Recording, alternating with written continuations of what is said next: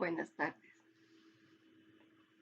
Es un gusto saludarlos en este nuevo tercer cuatrimestre del 2021, en el curso de Literatura Costarricense e Identidad de la Cátedra de Lengua y Literatura de la UNED.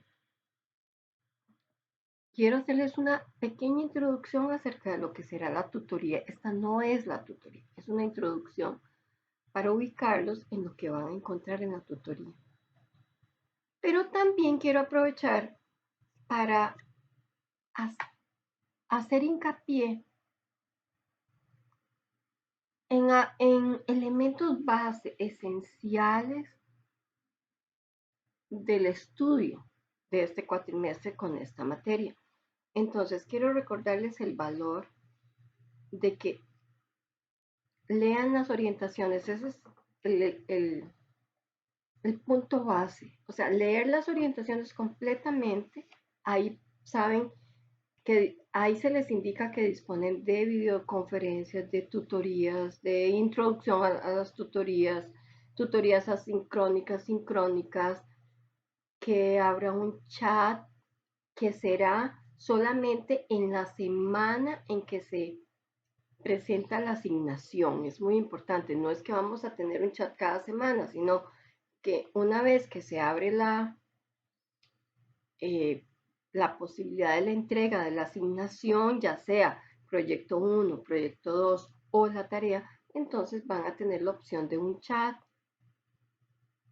que tienen las posibilidades de revisar materiales de los cursos anteriores de literatura costarricense, de cuatrimestres anteriores, de años anteriores. Es muy importante que revisen este material, que lean el texto. La recomendación general es que lean primero la parte teórica y luego la antología. Pero no los 4 capítulos de literatura, la parte teórica, un primer capítulo de literatura y la parte de los textos que tienen relación con ese capítulo y así con cada capítulo. Entonces, las orientaciones les indica el cronograma, cuándo será que van a estar disponibles cada una de las asignaciones, hasta cuándo se les da tiempo de la entrega de la asignación, elementos importantes que deben tomar en cuenta, como elemento muy importante, les recuerdo, revisen que están entregando la tarea correcta, porque a veces entregan la tarea de otro curso. Eso se lo recuerdo porque es esencial. Y les recuerdo, les hago hincapié en otros elementos importantes. Yo siempre les recomiendo a ustedes que escriban toda la tarea, respondan al proyecto o respondan a la tarea completa. Una vez que la responden, se van a la rúbrica y ustedes comienzan a corroborar. Ah, pero esto que dice la rúbrica que va a calificar en la pregunta 1, yo no lo escribí, a mí me falta este aspecto y va a ser calificable. Eso les ayuda a ustedes a mejorar ese trabajo. Una vez que lo terminan, entonces, si tienen dudas de que si tienen que hablar de otro personaje también, de que si deben incluir otro autor, bueno, entonces ahí van al foro de dudas. Ahí escriben su duda, yo les voy a responder y otros compañeros, si también tienen ideas, pueden responder, podemos compartir. Obviamente yo les voy a dar, digamos, si hay compañeros que dan posibles respuestas, está bien. Yo voy a confirmar que esa respuesta está correcta o que hay que hacer algún ajuste. Les doy esta recomendación porque no es posible que ustedes escriban, es que no entiendo la tarea. No entiendo la tarea, no. Ustedes tienen que leer y con base a lo que hayan entendido, escriben la tarea. Después viene la aclaración de las dudas, pero ustedes deben hacer preguntas puntuales. No comprendo si tengo que escribir esto o si eso no es para esta tarea o para esto que se me consulta. Vean que les digo, les recuerdo esto Porque no es posible que simplemente es que no entendí la tarea. No, así no se hace. Ustedes lo que hacen simplemente es escriben su tarea, porque además es el esfuerzo de ustedes por responder. Una vez que responden, ustedes revisan que tengan todo listo según la rúbrica. Es comparar, no olviden la rúbrica. Pero también les recuerdo, cada pregunta es diferente, vean. A veces uno lee la segunda pregunta y lee y responde en la segunda pregunta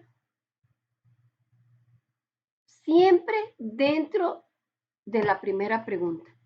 Por favor, tomen en cuenta, si hay dos preguntas, puede ser que la primera pregunta tenga tres aspectos, entonces responden a los tres aspectos A, B y C de la primera pregunta, y la pregunta 2 tener A y B, está correcto, pero es muy difícil que la pregunta 2 sea similar a la primera, no, va a tomar en cuenta otro aspecto del capítulo. Y además siempre en las instrucciones dice, esto se responde según el material, tanto de la parte teórica como de la antología, del capítulo 1, del capítulo 3, o la pregunta 1 corresponde al capítulo 1 y la pregunta 2 al capítulo 2, por ejemplo. Eso es importante que lo tomen en cuenta porque algunas veces uno se encuentra con que están respondiendo todas las preguntas es como si fuera lo mismo. No. Si se les pregunta sobre la invención de la nación, eso puede ser en la pregunta 1, pero si después se les pregunta sobre Carlos Gallini, eso es otra pregunta. No, Carlos Gallini no habla de la invención de la nación. Les hago hincapié en eso porque a veces es sorprendente. Y entonces dicen, pero es que yo respondí, sí respondió, pero nada que ver con la pregunta porque ni siquiera se dio cuenta que era otra pregunta. Entonces, en esta introducción, yo quiero hacerles énfasis en esos pequeños aspectos.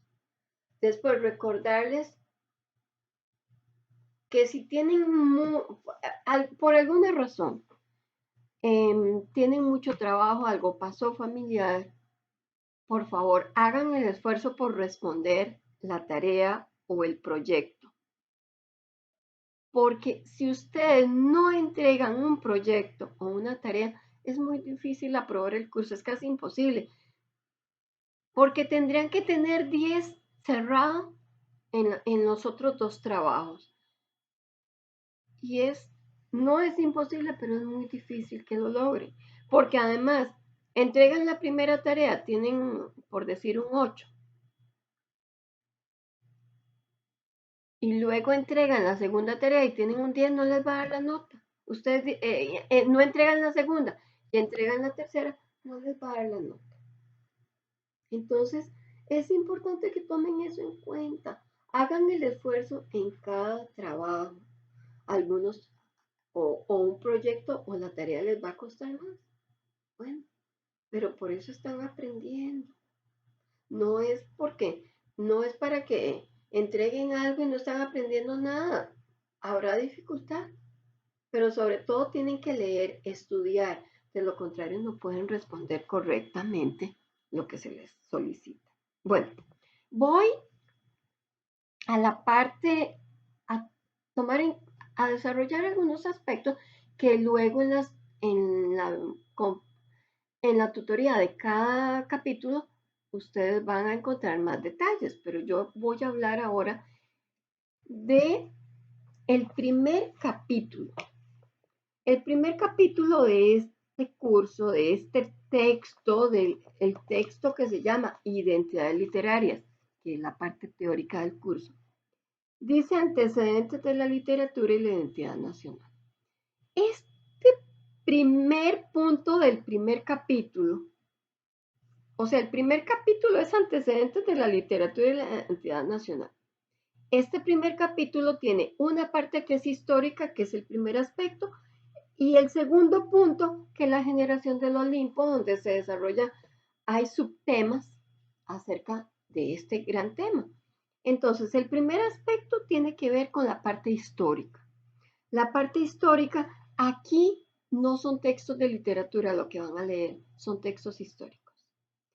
El texto que van a leer, las proclamas de don Juanito Mora, primer presidente de la República.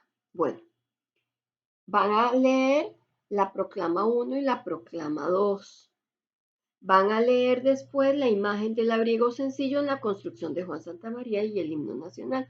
Aquí es muy importante que recuerden que el documento es de una experta en literatura de la Universidad de Costa Rica, María Moretti, la que hace el análisis del himno nacional y muestra cómo aparece la imagen del labriego sencillo como el costarricense, como esa imagen de costarricense, como tal. Y de Juan Santamaría. Juan Santamaría es ese labriego que aparece en el himno nacional.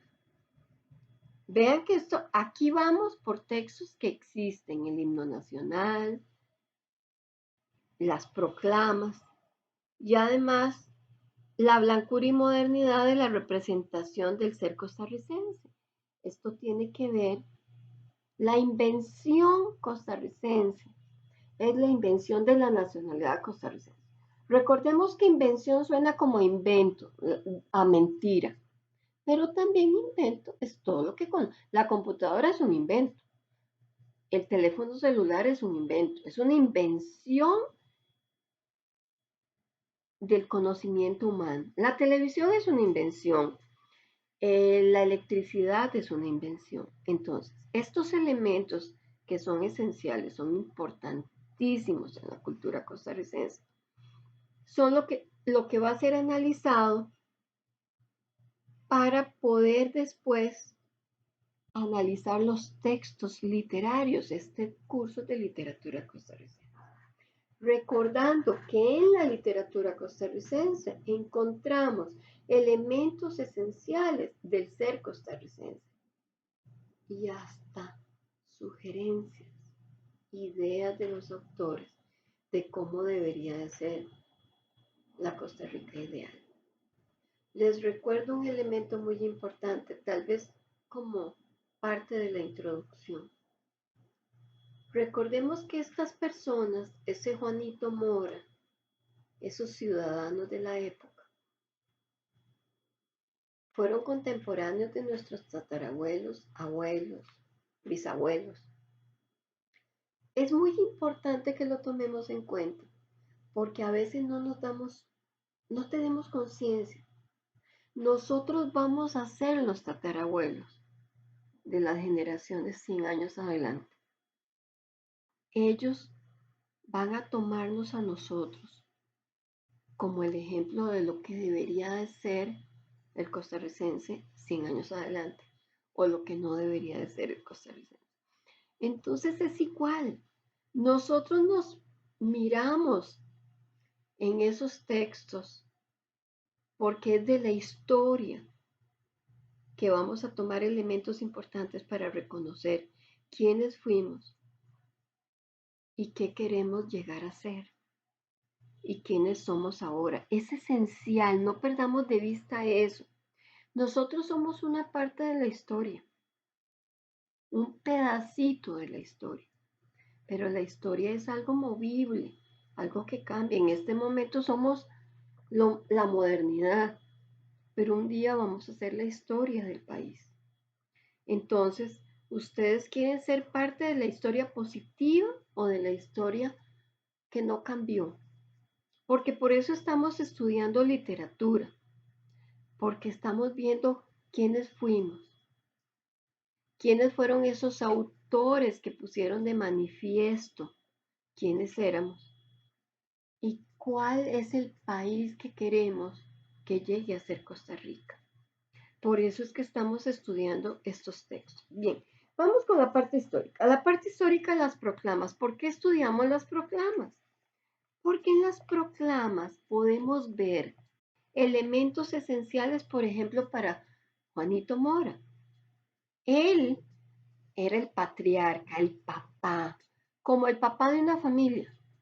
O sea, él como padre de la patria fue el guía, el que nos recordó quiénes éramos y qué queríamos ser. Es decir, ¿quiénes éramos? Personas sencillas, honradas, que queríamos seguir siendo honradas. En la primera proclama, dice la paz, esa paz venturosa que unida a vuestra laboriosa perseverancia ha aumentado tanto nuestro crédito, riqueza y felicidad está pérfidamente amenazada. Recordemos que está amenazada por el extranjero, por el que viene de afuera, no por el costarricense. No hemos cambiado mucho en esa perspectiva, ¿verdad? En la perspectiva de que es el colombiano, el venezolano, el nicaragüense, el que nos hacen daño, no nosotros. Vean que continuamos con esa conceptualización. Muy importante, no es ni buena ni mala esa conceptualización, simplemente es. Estamos estudiando a partir de lo que es. No estamos juzgando a nuestros antecesores ni nuestra historia. Estamos tratando de ver qué podría ser diferente para ser mejores. Una gavilla de advenedizos, escoria de todos los pueblos, esos son los que vienen de afuera, porque nosotros no somos escoria, no somos gavilla de advenedizos. Después dice, alerta pues costarricenses, no interrumpáis vuestras nobles faenas, las faenas de sembrar la tierra, producir la comida de todo el pueblo, de toda la población costarricense. Pero preparad vuestras armas. Recordemos que en el himno nacional dice que la herramienta en arma trocar, o sea, se cambia, la herramienta se toma como un arma si fuera necesario defender al país. Yo velo por vosotros, él como presidente vela por todos nosotros. Es decir, nosotros no tenemos que preocuparnos por la parte política, no tenemos que tomar decisiones, él tomará las decisiones por nosotros. Vean que parece que eso se ha convertido en una costumbre, ¿verdad? Entonces, no tomamos en cuenta que nosotros podemos cambiar. Pero no quiero entrar en ese punto, aunque siempre me gusta hacerlo, pero como esta es una introducción a la tutoría, no voy a tomar en cuenta ese aspecto ahorita, pero es importante. Vean que el presidente es como el papá. El papá defiende a los niños, a su esposa, a las mujeres de la familia. Juan Santamaría pidió que cuidaran a su madre, porque él era el hombre de la casa.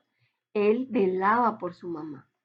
Entonces, vean que él es representante de una sociedad patriarcal. El papá es el jefe, es el que cuida. La mujer tiene que ser protegida, cuidada, porque ella por sí misma no se puede cuidar, no se puede proteger. Eso lo vamos a ver de diferentes formas en diversos textos en cada uno de los capítulos que vamos a estudiar en este curso. Tenemos,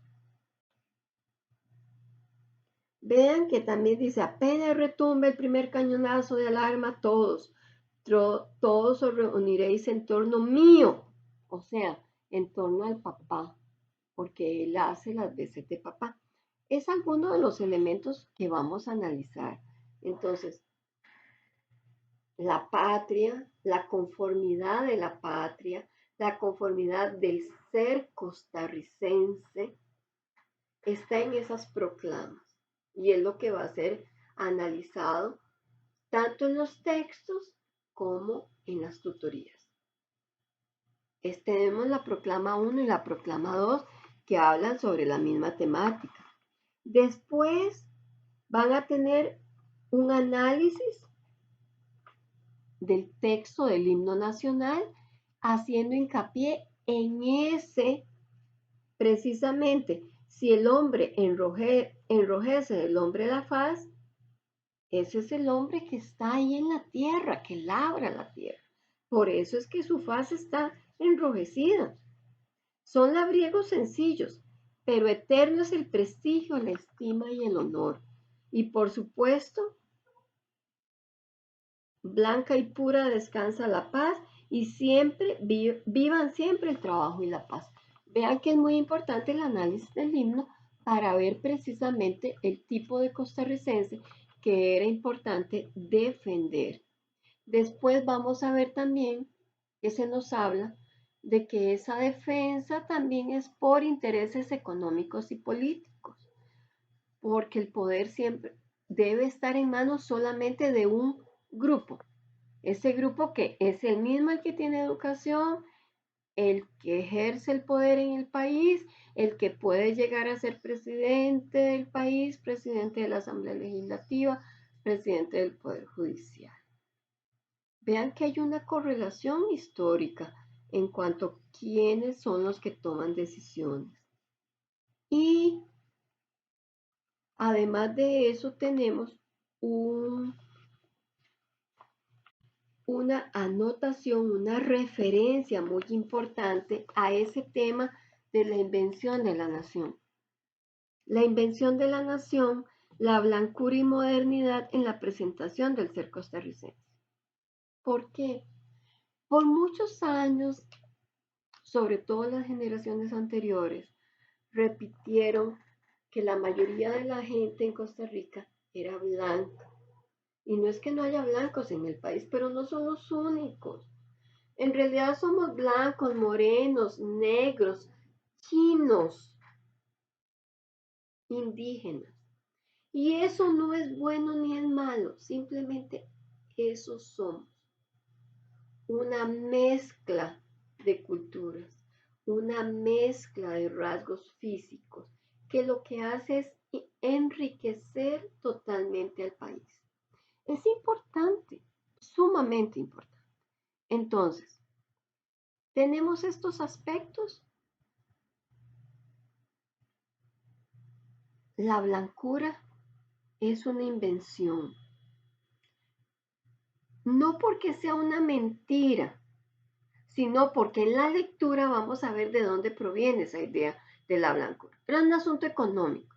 Era más importante hacerle creer, sobre todo a los ingleses, que los ingleses, recordemos, que vendían a la gente como esclavos, a los africanos y los distribuyeron por todo el mundo. Simplemente fueron y los recogieron como quien se mete a una finca y coge naranjas, ¿verdad? Y los metieron en los barcos y los vendieron al mejor postor. Bueno, ¿cómo iba a llegar una persona oscurita a vender café? Pues seguramente también lo hubieran vendido, ¿verdad?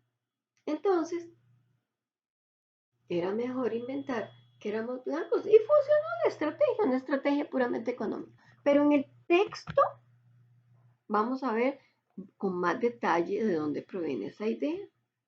Vean que si esa idea no hubiera sido tan fuerte, tal vez hoy, no solamente estaríamos pensando en ser bilingües para aprender inglés y realmente hablarlo bien y aprender otros idiomas, francés, portugués o chino, sino que seríamos ya bilingües si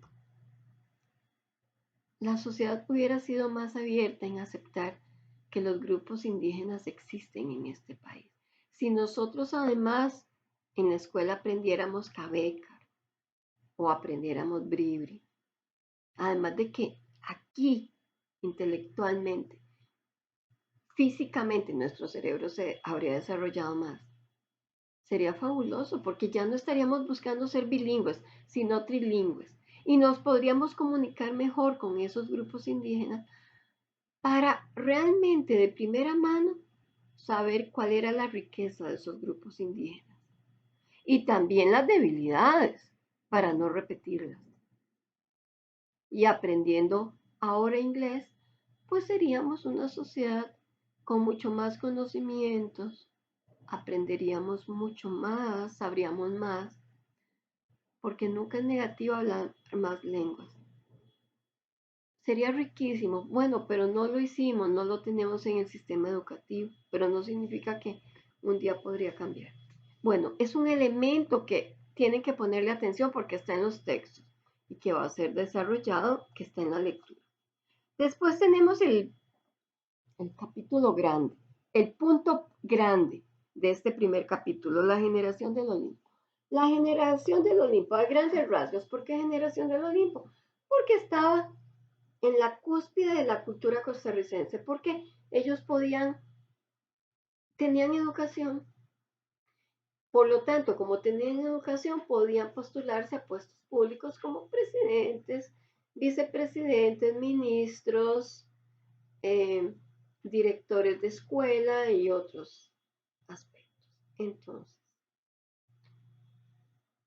en esa generación del Olimpo que tenía más conocimiento intelectual, sabía leer y escribir bien y tenía más estudios, algunos se habían ido a Europa a estudiar.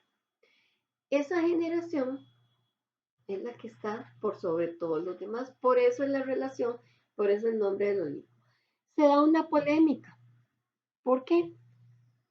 Porque hay grupos que defienden esa sencillez costarricense y que dice, ese grupo de intelectuales dice que ellos pueden ser protagonistas de obras literarias.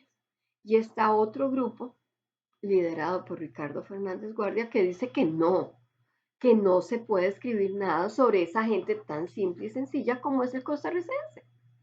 Entonces, tenemos para mostrar esta ideología, tenemos la polémica en literatura. La polémica se da entre Carlos Gallín, que defiende el ser costarricense, su sencillez y su simpleza, y que ve a Europa y la forma de vivir de Europa como una amenaza para la vida costarricense frente a lo que es la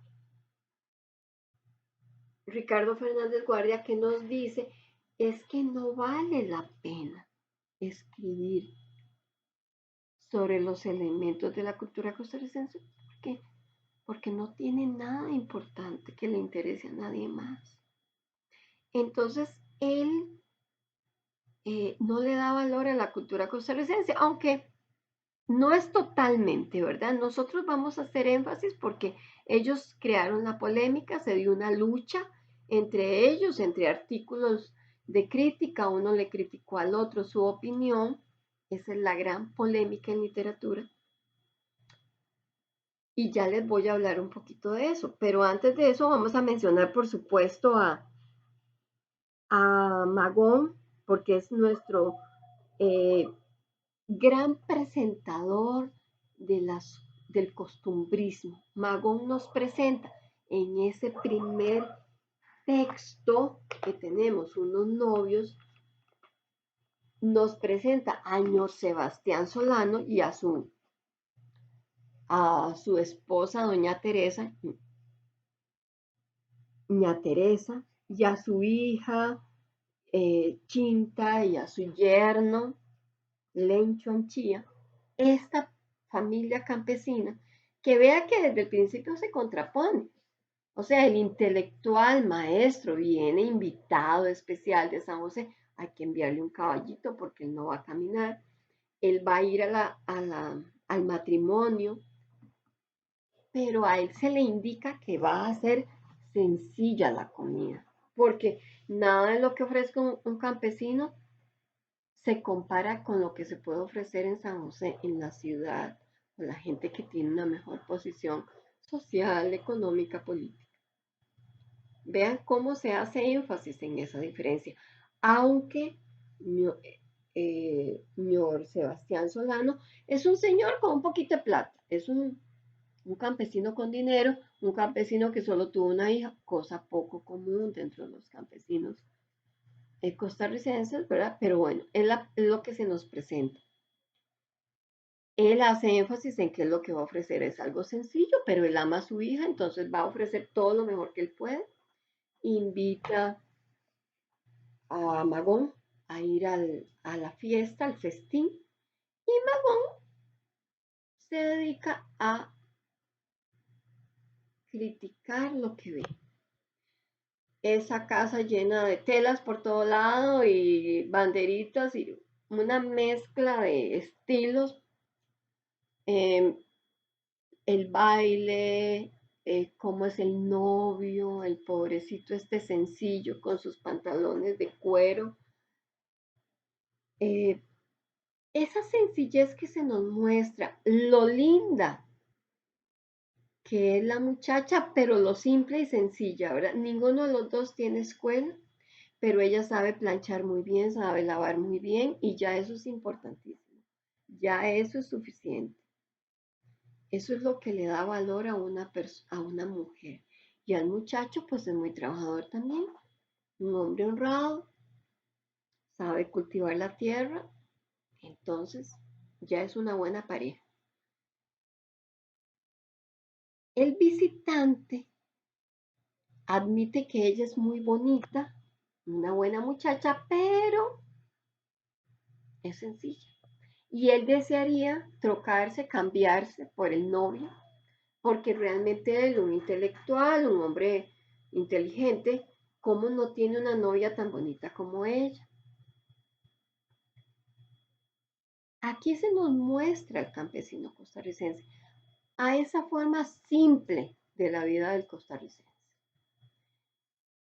Y cómo se subestima esa sencillez, esa simpleza. Ese es el costarricense que no puede tomar decisiones por sí mismo. Es el señor presidente quien debe tomar decisiones por él, porque él sí tiene el conocimiento para eso. Para conversar un poquito más, para que me dé tiempo.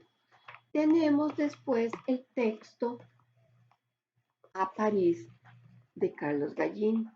En A París tenemos la presentación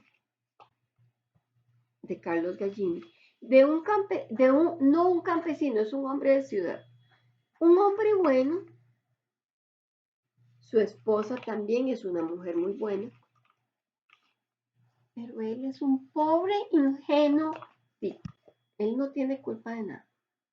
Ustedes, es muy importante que vean los cuadros que hay en los textos, donde se hacen las comparaciones de la vida en Europa y la vida en Costa Rica. La vida en Costa Rica es la simpleza, lo sencillo, lo simple, frente a la modernidad, a la civilización que es Europa.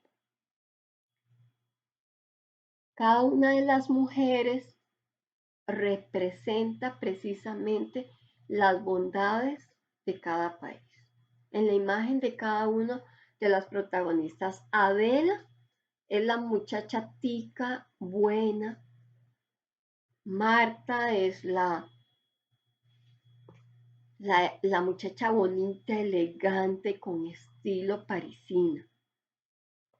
Pero él, vean la imagen que nos presenta, él es un hombre tico bueno.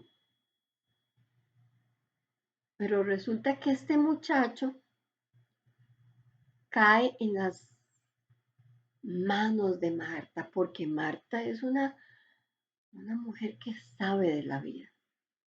Vean que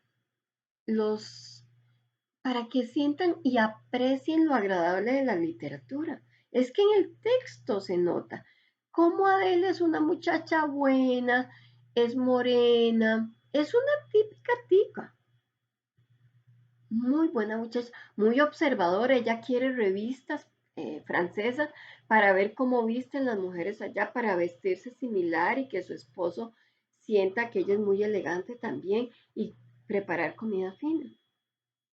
Marta Marta es la parisina elegante, bonita, que él lleva al teatro. Y hay un texto, hay una parte del texto que siempre disfruto tanto.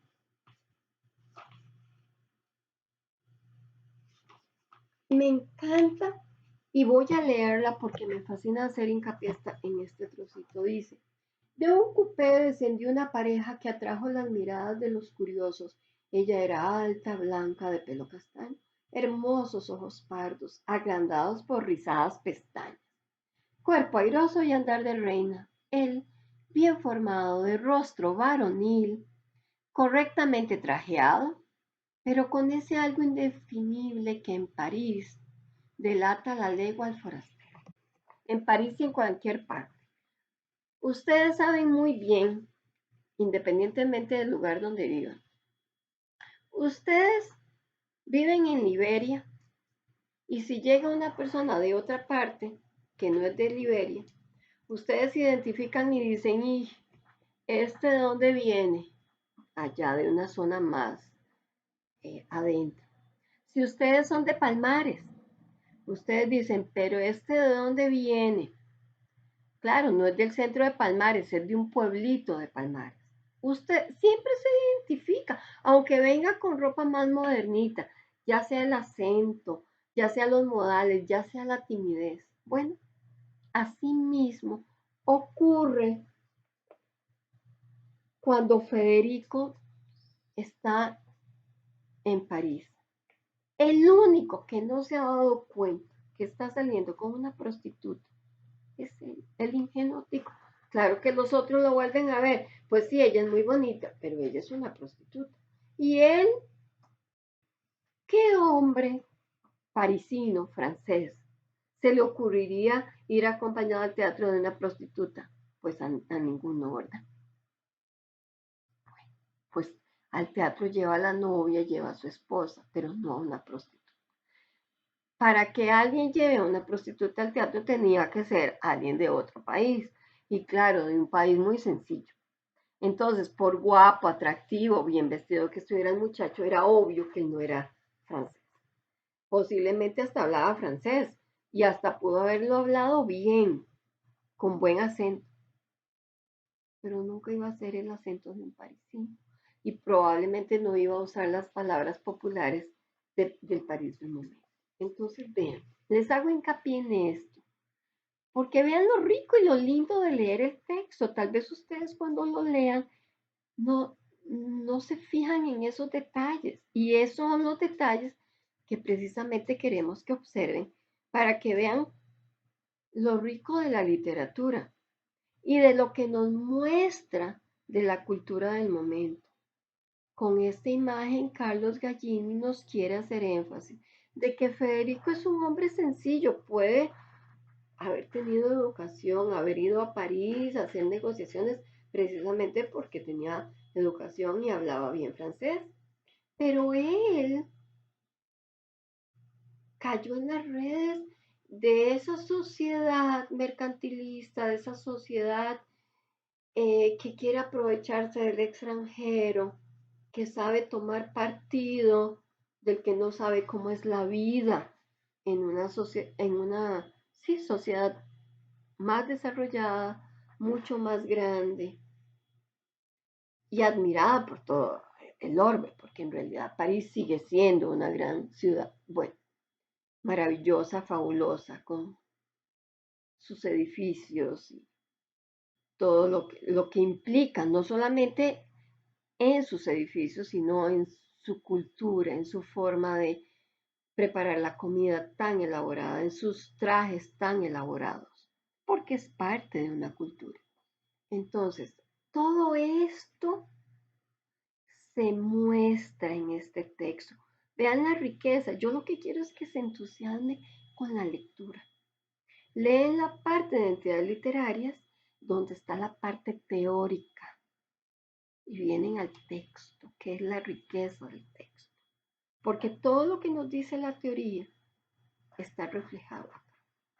Bien, una vez que leemos este texto que nos dice, tiene una parte trágica, el niño Luisito, el hijo de Federico y Adela, muere.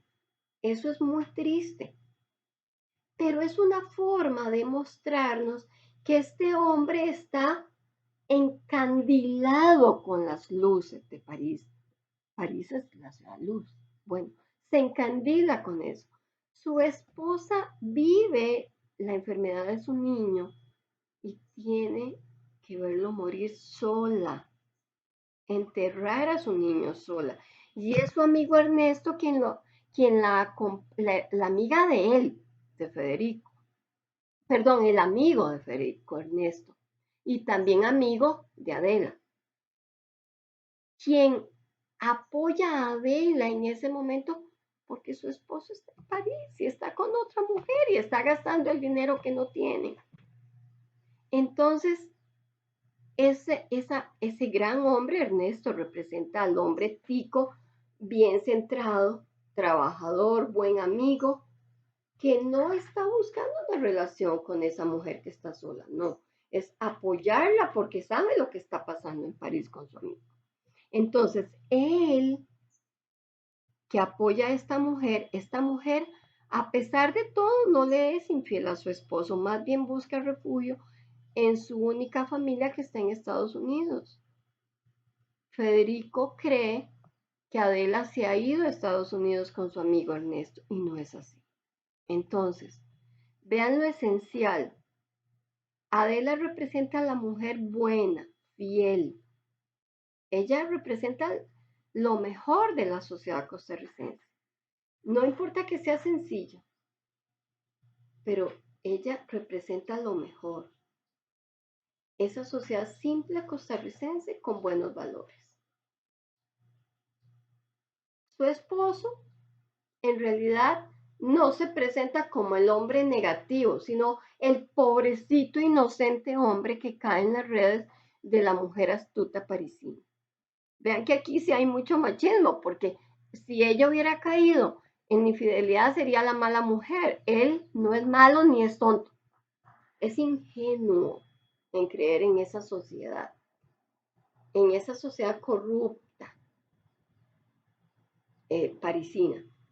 Eso es lo que nos dice precisamente Carlos Gallini, que los costarricenses tienen buenos principios, pero que es peligroso que caiga o que sea absorbido por esas ideas novedosas de las culturas extranjeras. Frente a las ideas que tenemos de Ricardo Fernández Guardia, donde Ricardo Fernández Guardia nos presenta en Neurosis, precisamente lo escriben entre signos de pregunta, porque es una pregunta, en Neurosis lo que tiene el personaje principal, porque aquí se nos presenta precisamente a un Juan Zamora que en lugar de vivir en Europa, tenía el dinero, la posición para vivir en Europa y decide que vive en Costa Rica. Entonces, a través de él, Ricardo Fernández Guardia nos muestra la simpleza, la sencillez y cómo esa simpleza y esa sencillez de los cafetales afecta precisamente a su gran amigo. Cómo ese Juan Zamora tiene, digamos, recibe todo lo negativo de la cultura costarricense, porque más bien él, que es un hombre muy inteligente, podría desarrollarse muy bien en Europa. Pero yo les quiero hacer hincapié para que disfruten la lectura, porque a mí me encanta esta parte. Dentro de la antología en Neurosis hay un punto en que dice, todo lo que ves aquí es farsa, solía repetir con acento burlón. El saludo lleno de respeto que acaba de hacerme el portero, farsa.